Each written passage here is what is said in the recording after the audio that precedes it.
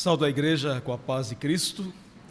É uma alegria mais uma vez estar aqui com os irmãos. Aliás, acho que essa já é a quinta vez que eu tenho estado com os irmãos, né? Então é sempre bom rever, conversar, falarmos da vida e vermos os irmãos firmes, né?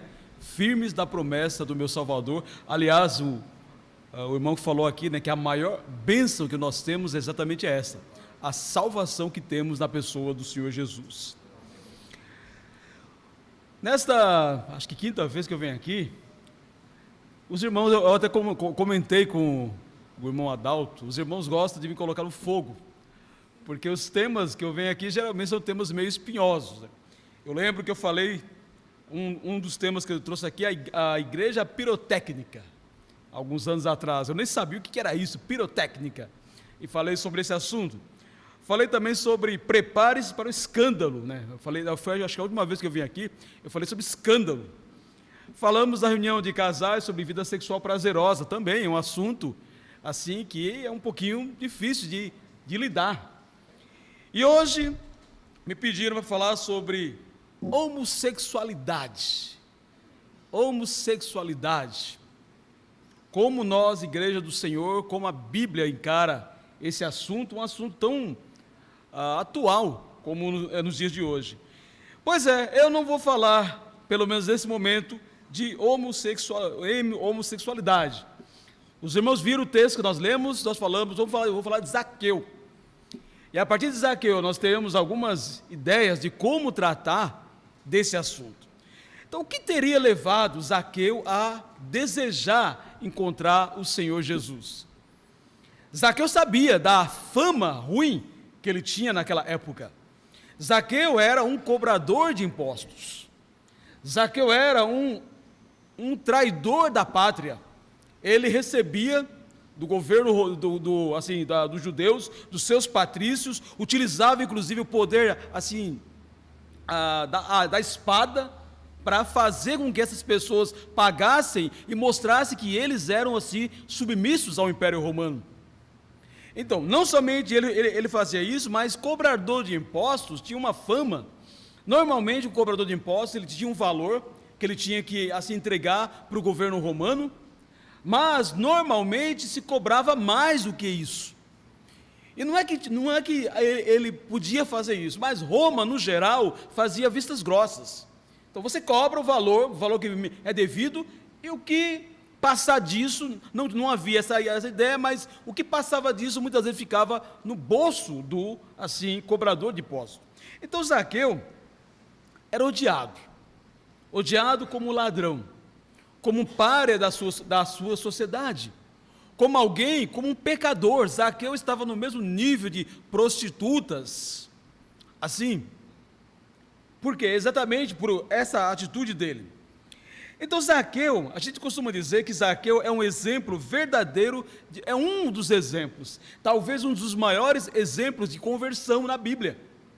Porque conversão na Bíblia, às vezes a gente pensa que conversão é somente deixar de fazer o que é errado, mas conversão na Bíblia é mais do que isso. Conversão na Bíblia exige a ideia de restituição daquilo que eu posso restituir. Zaqueu, ele podia dizer, a partir de agora, eu paro de roubar, mas o que eu ganhei até agora, ele podia não falar, mas ele podia agir, o que eu ganhei até agora é meu. Não, a partir de agora, eu vou cobrar só aquilo que eu devo cobrar, ou até deixar de ser um cobrador de impostos, como aconteceu com Mateus, um dos apóstolos de Jesus. Mas Zaqueu, ele vai muito além disso. O texto que nós lemos, depois de ter encontrado com Jesus, ele diz, ele se levantou e disse, Senhor, resolvo dar aos pobres a metade dos meus bens. Metade. E se alguma coisa eu tenho defraudado, se alguma coisa eu roubei de alguém, e com certeza ele tinha roubado sim, eu vou devolver 4 vezes mais. Olha, isso é arrependimento verdadeiro. O João Batista uma vez diz, produzi, pois, frutos dignos de arrependimento. E o Zaqueu não somente deixou de ser ladrão, não somente parou, mas ele restituiu, ele devolveu, ele entregou para quem por acaso ele tivesse roubado 4 vezes mais. O arrependimento verdadeiro é isso, é não fazer mais, mas também é restituir, é pedir perdão para aquele que foi assim, de alguma maneira prejudicado, é reconstruir o relacionamento com aquele que a gente, assim, muitas vezes pode ter contribuído para não haver mais relacionamento. Por exemplo, alguém que assassinou, e às vezes foi preso por isso, e lá na prisão, ou talvez depois, conheceu o Senhor Jesus, se arrependeu, e esse arrependimento não é só deixar de fazer, mas muitas vezes, se matou alguém, por exemplo, é procurar a viúva e dizer: olha, eu matei teu marido, e a partir de hoje eu vou te ajudar a criar essas crianças.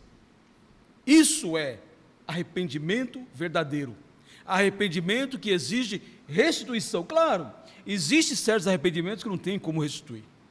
Alguém que matou outro, não tem como trazer a vida de volta, mas naquilo em que a pessoa pode restituir, ele fará. Mas voltando a Zaqueu, o que Jesus teria falado com Zaqueu, que fez, o texto inclusive realmente é bem claro, quando assim o texto diz, no versículo 8, entre mentes, ou seja, de repente, quando não se esperava, o Zaqueu se levanta, e o Zaqueu se reconcilia com Deus, e o Zaqueu mostra arrependido, e o Zaqueu tem atitudes de arrependimento. Então, o que Jesus teria falado a Zaqueu para que ele tomasse aquela atitude tão impressionante? Será que Jesus teria chegado a Zaqueu e falado: Zaqueu, desce daí? Ele desceu: eu vou entrar na tua casa se você parar de roubar. Será que o Senhor falou isso para Zaqueu? Zaqueu sentia-se indigno do amor de Jesus, tanto que nem ele queria ver Jesus, mas ele sabia que ele era um pecador, e ele se sentiu tão indigno que ele nem convidou Jesus para entrar na casa dele. Foi o próprio Jesus quem se convidou para entrar na casa do Zaqueu. Será que Jesus, ao entrar na casa de Zaqueu, olhou para Zaqueu e disse: lembre-se que eu estou entrando na casa de um ladrão? Será que Jesus falou isso para Zaqueu? Será que Zaqueu ouviu de Jesus pregações do tipo: cuidado com os cobradores de impostos, cuidado com os ladrões? Não. Isso criaria uma repulsa natural de Zaqueu em relação a Jesus. Isso não faria jamais Zaqueu ter o desejo de encontrar o Senhor quando ele entrou na cidade de Jericó. Talvez ele soubesse que Jesus tinha um ex-cobrador de impostos entre os seus principais homens, entre os seus apóstolos, e talvez isso tivesse criado no coração de Zaqueu a ideia: nossa, ele aceitou um cobrador de impostos. Talvez Zaqueu soubesse que Jesus tinha entre os seus seguidores pessoas da classe mais baixa, que não era aceito pela maioria dos religiosos.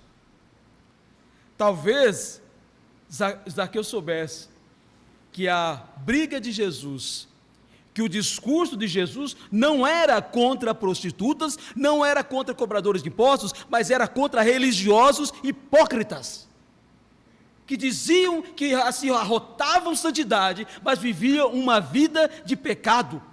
Como ele disse uma vez: ai de vós, cobradores de impostos, que vocês assim exploram as viúvas e depois com isso fazem longas orações para se justificar. Ai de vós, cobradores de impostos, que vocês assim vão para tudo que é mundo, vão pelos oceanos e fazem as pessoas 2 vezes mais dignas do inferno. Talvez isso Zaqueu sabia, e talvez isso fez com que Zaqueu se aproximasse de Jesus. Vamos ler mais alguns textos que mostram que Jesus nunca condenou ladrões, prostitutas ou cobradores de impostos. Ainda em Lucas capítulo 7, versículo 32 a 34. Lucas 7, 32 a 34.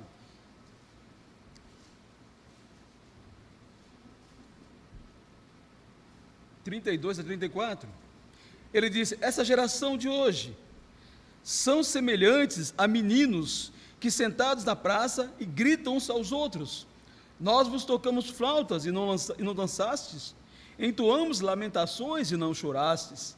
Pois vejo João Batista não comendo pão nem bebendo vinho, e dizeis, tem demônio.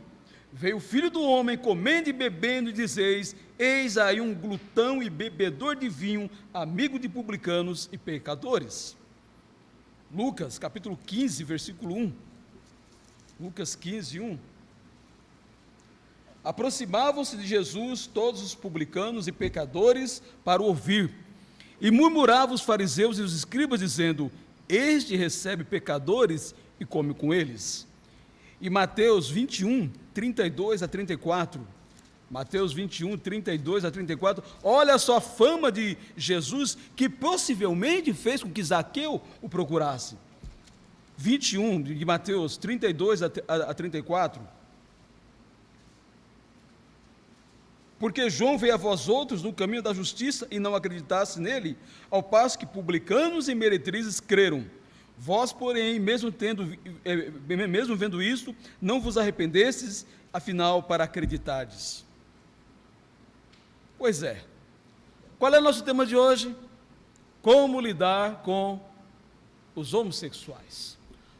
Como lidar com a homossexualidade. Como lidar com essas pessoas. E eu quero dizer nesta manhã que eu não preciso falar de homossexuais para saber como lidar com homossexuais. Basta eu falar de como lidar com Zaqueu, como lidar com a mulher samaritana e seus 6 maridos, como lidar com Maria Madalena, como lidar com Paulo, que é chamado o principal, ele mesmo se chama o principal dos pecadores, como lidar com Valdir, comigo mesmo, que todos os dias preciso matar um leão por dia para curar, para lidar com as minhas compulsões. E quais são as minhas compulsões? Você tem a sua. Todos nós temos as nossas compulsões, os nossos pecados, e se nós assim formos assim sinceros, nós choramos, bem-aventurados os que choram, disse Jesus em Mateus capítulo 5. E nós choramos as nossas desgraças, as nossas compulsões. Todos os dias eu luto para lidar com a ira. Todos os dias é uma luta para lidar com a ira, especialmente com a ira dentro de casa com a minha esposa e meu filho. Todos os dias eu luto com o meu coração, porque se você me maltrata, eu vou te marcar. Eu vou ter uma dificuldade muito grande de lidar com você, de te perdoar. Você corre o risco de entrar na minha lista de desafetos, porque o meu coração muitas vezes vai ficar magoado se você assim me maltratar, e eu vou ter uma grande dificuldade de te perdoar. Mas essa é a minha compulsão. Esse é o meu pecado, entre outros.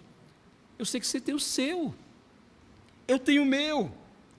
Então, da mesma maneira como Jesus lidou com o Zaqueu, com cobradores de impostos, com prostitutas, nós precisamos lidar com os homossexuais. De que maneira? Aceitando-os primeiro como pessoas criados à imagem e semelhança de Deus, dignos do amor de Deus.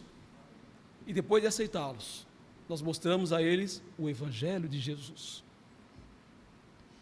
Pense, quando alguém começou a estudar a Bíblia, e você se aproximou da pessoa, como é que você se aproxima de um pecador para ensinar a Bíblia? Você vai para o inferno, viu? É dessa maneira que você lida com o pecador?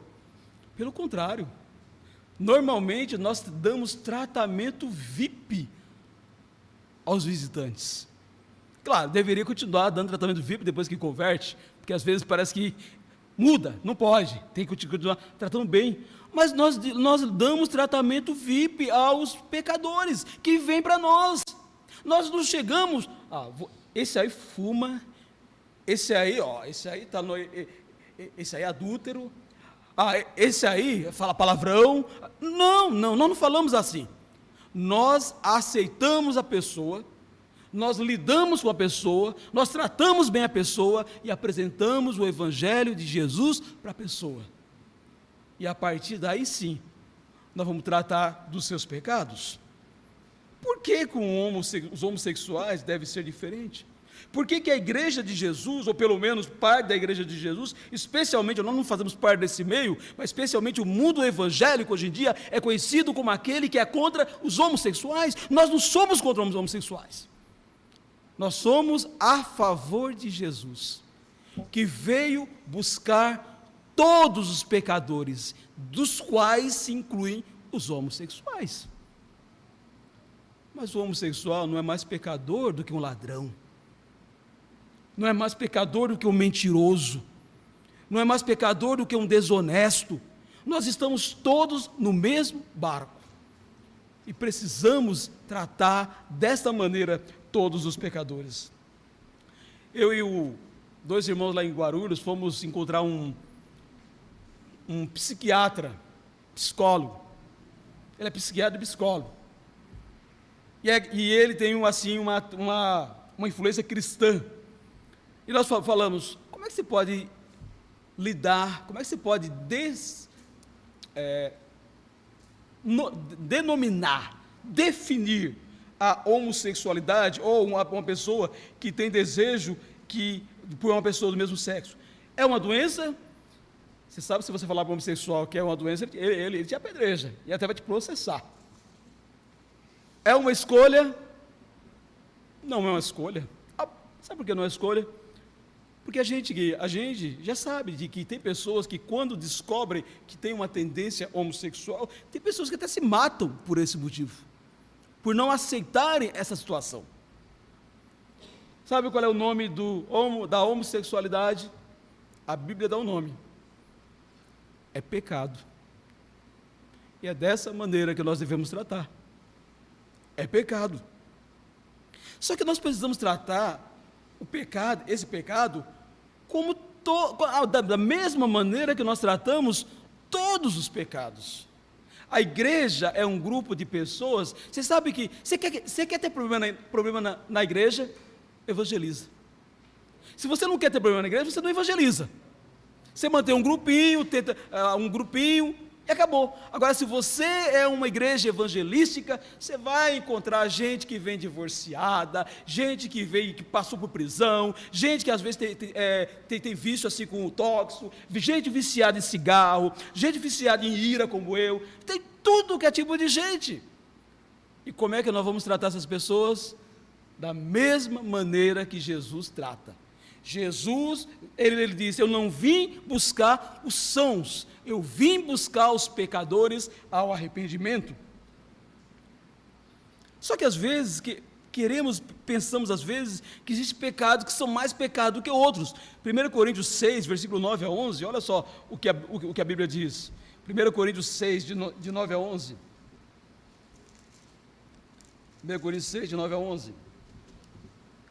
Ou não sabeis que os injustos não herdarão o reino de Deus? Não vos enganeis. E quem são os injustos? Nem os impuros. Impuro aqui é uma gama de coisas. Impuro aqui é o fornicador. É o que tem sexo fora ou antes do casamento, é considerado um impuro. Aquele que trai a sua mulher, ou trai o seu cônjuge, ou seu marido, é um impuro. Então, ele diz, capítulo 6, versículo 9, nem impuros, nem idólatras, nem adúlteros, nem efeminados, aí sim, inclui homossexuais, nem sodomitas, é um tipo também, nem ladrões, nem avarentos, nem bêbados, nem maldizentes. Você sabia que tem gente que é viciado em falar mal do outro? Tem gente que é viciado em fofocar. Você vai para o mesmo lugar que um homossexual se você não se arrepender. Nem maldizente, nem roubadores herdarão o reino de Deus. Veja a lista enorme que o apóstolo Paulo nos dá. Sabe, mas me causa-me asco, me causa-me nojo, quando eu vejo na bancada evangélica ladrões, pessoas que às vezes estão respondendo processos, pessoas com tornozeleira, usando tornozeleira, porque foram condenados, gritando contra os homossexuais. e causando uma imagem como se a igreja do Senhor, como os ditos evangélicos, e para muitos nós também somos evangélicos, o nosso maior problema é com eles. Não é.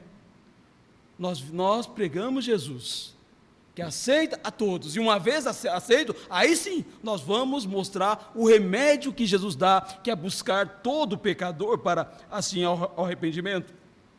Às vezes queremos expulsar alguém que comete pecado, e geralmente falamos, tem que expulsar fulano, cometeu pecado. E qual é o pecado? Geralmente é pecado de ordem sexual. Mente, maltrata, distrata, difama, é desonesto, e nós não temos esse olho para pessoas assim. Mas vai alguém cometer um pecado sexual, pronto, vai para o inferno. Você percebeu como às vezes nós tratamos dois pesos e duas medidas? Não é dessa maneira que a igreja do Senhor deve assim tratar. Eu não quero, irmão, ser associado com esses pastores midiáticos, que ficam assim, são muitas vezes ladrões, vivem da exploração das pessoas assim, que frequentam os seus grupos, e ficam clamando aí, qual é o grande destaque dele contra, assim, os gays. Como tratar então o homossexual? Da mesma maneira como Jesus tratou Zaqueu, aceitando. Se entrar um homossexual por aquela porta, ele deve ter tratamento VIP. Da mesma maneira que entra pelaquela porta alguém que acabou de matar outro, alguém que comete adultério, alguém que, enfim, tudo aquilo que a Bíblia chama de pecado, deve ter tratamento VIP, ser aceito como pessoa. Agora, se ela quer fazer parte do corpo de Cristo, aí nós vamos estudar. Claro. Aí nós vamos ver o que Jesus está assim determinando, que eu e você passamos, pelo crer, pelo arrepender dos nossos pecados, confessar Jesus como Senhor, e depois sim, batizando-os assim em nome do Pai, do Filho e do Espírito Santo. Por quê? Porque o Filho do homem, como disse Jesus, veio buscar e salvar o perdido.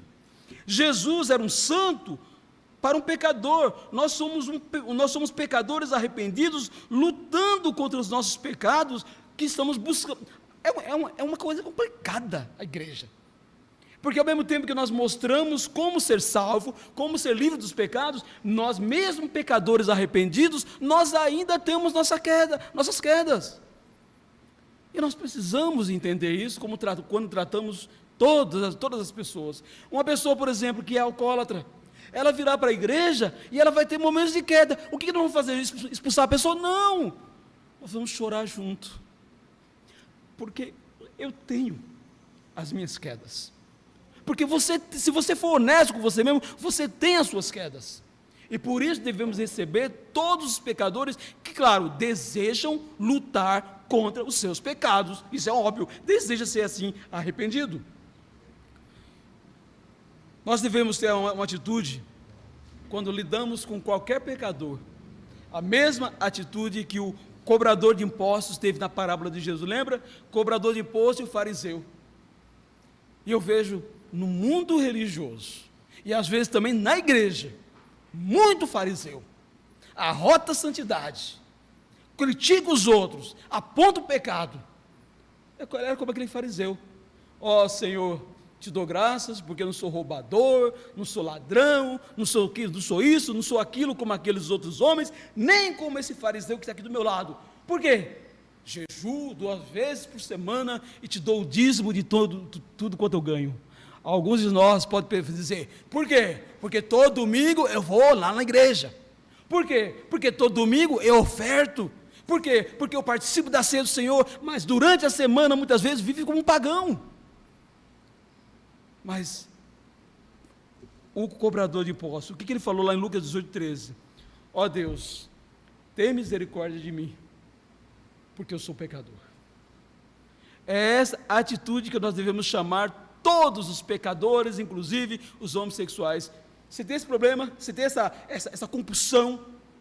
Eu também tenho as minhas. Vamos junto, vamos juntar. Você me ajuda, eu te ajudo. Vamos lutar juntos contra o pecado. E sabe quais são os pecados? Que às vezes na igreja, às vezes Deus é tão bom, que ele de vez em quando causa escândalo dentro da igreja. Aquele irmão pregador, falava tanto contra o pecado, daqui a pouco a mulher dele pega o celular dele, está cheio de pornografia, desmascarou o hipócrita. Aquele outro lá que falava tão bem, daqui a pouco ele é pego o quê? Traindo a mulher.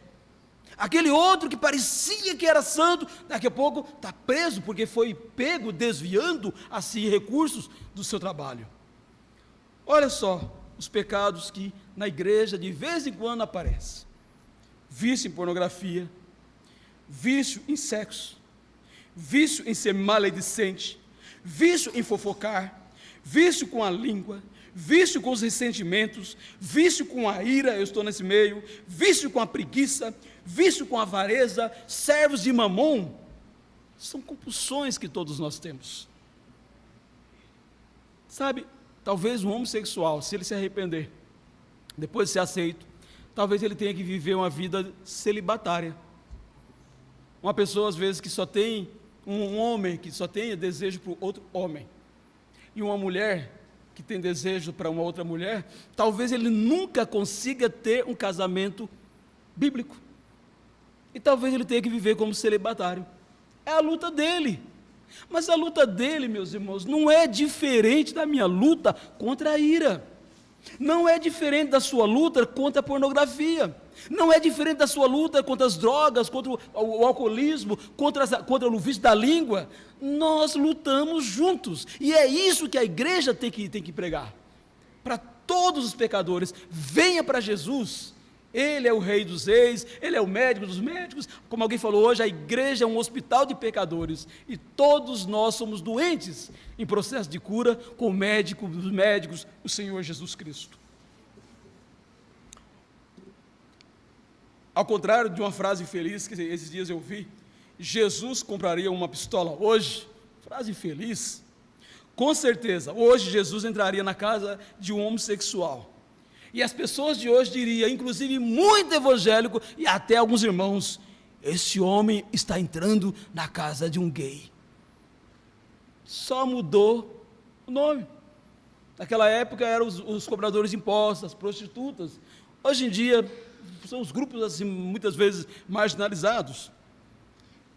Agora, eu quero também tratar de uma questão, meu tempo está no fim. Por outro lado, irmãos, eu não posso deixar de reconhecer que existe uma guerra espiritual para que nós não demos o nome que a homossexualidade tem: pecado. Você sabe por que isso? Porque todos os grupos que foram perseguidos, eles agem com violência. Eu sou negro, e nós sabemos que no nosso país houve a escravidão, e isso criou uma perseguição muito grande assim contra os negros, e hoje, mais de 100 anos depois da abolição, continua, e às vezes é tanta marginalização que o negro age com mais violência do que deveria agir. As mulheres, por que existe o movimento feminista? O que é o movimento feminista? É um pecado contra um outro pecado, que foi o quê? O machismo e a exploração feminina de todos os tempos, e as mulheres acabam muitas vezes exagerando e criam um outro pecado, que é assim o feminismo.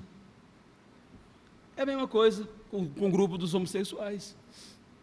Você sabia que tem lugares no interior do país que pai manda embora o filho se descobrir que ele é homossexual? Tem pessoas que até matam homossexuais, que perseguem gays. O porquê que essa turma tem essa violência toda contra, especialmente o mundo assim religioso? É uma violência que é em razão de uma outra violência. E você sabe o que Jesus disse para nós quando a gente lida com a violência? Se baterem no teu rosto de um lado, você não compra uma arma e mata o seu ofensor, não. Você oferece a outra face. É isso que nós devemos fazer: tratar todos os pecadores com amor. A igreja não precisa sair por aí falando contra os homossexuais, colocando nas suas pregações exatamente esse pecado. Por quê? Porque esse não é o único e maior pecado. A gente não vê a igreja falando contra políticos ladrões. A gente não vê a igreja falando contra desvios que existem. A gente não vê muitas vezes grupos assim religiosos falando contra isso. E por que que nós temos que nos especializar em falar contra gays? Agora, no meio de nós, a gente precisa orientar os nossos filhos, orientar de maneira bíblica.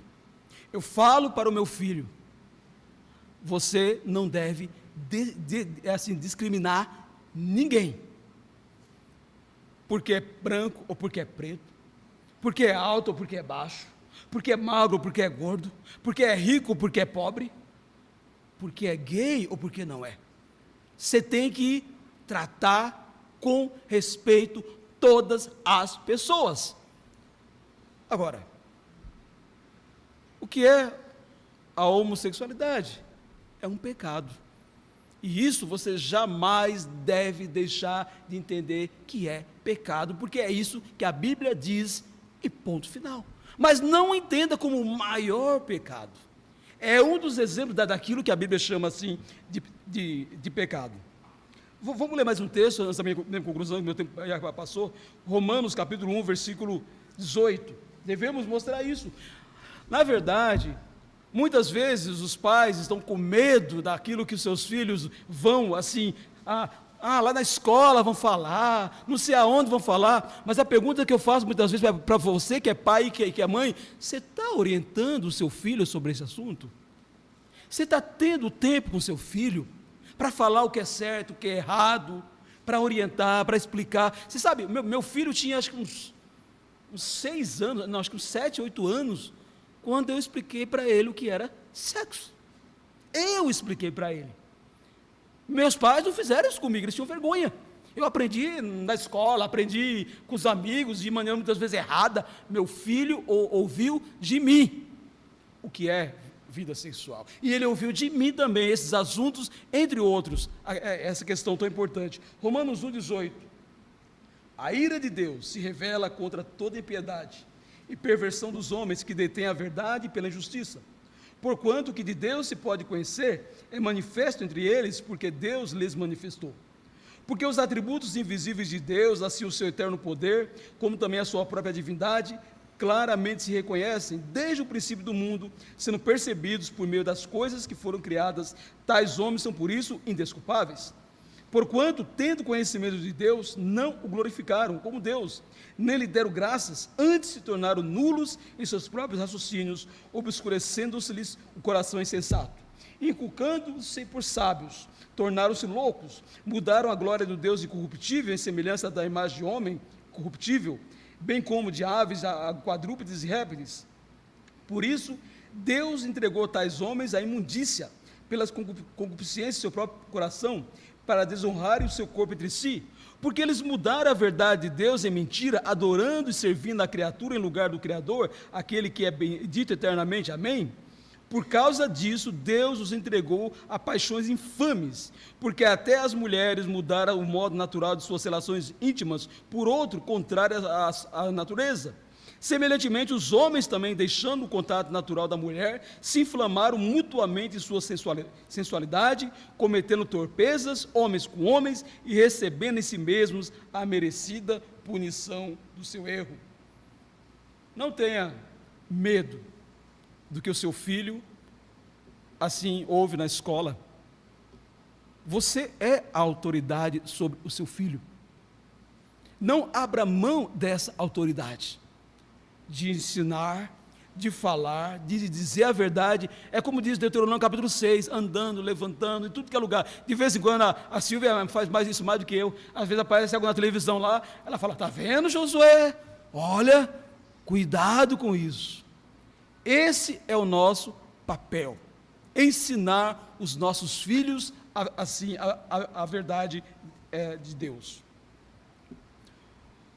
Um homossexual deve ter todos os direitos de um cidadão, não ser discriminado por isso, mas sua opção o fará chegar diante do trono de Deus sem o advogado Jesus.